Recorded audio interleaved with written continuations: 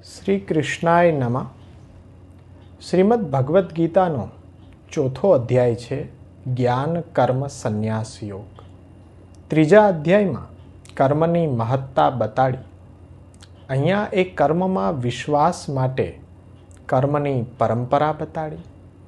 ભક્ત અર્જુનને અહીંયા પ્રભુએ રહસ્ય બતાવીને કર્મની નિત્યતા બતાડી છે. ભગવાનના અવતારની યથાર્થતા, સત્યતા, નિત્યતા અને દિવ્યતા બતાડી છે.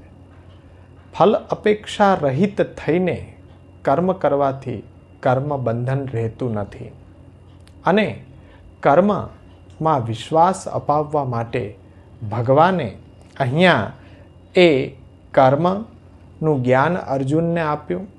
ભગવાનના જ્ઞાન સાથે કર્મ કરવાથી બંધનરૂપ નથી થતું. એટલે ભગવાનનું જ્ઞાન અને એ જ્ઞાન મેળવીને કર્મ કરવું અને ફલનો ત્યાગ કરવો એટલે સંન્યાસ. એટલે ભગવાનના જ્ઞાન સાથે કર્મ અને ફલનો ત્યાગ એ જ્ઞાન कर्म संन्यास योग. एक कदम अपनी संस्कृति की ओर.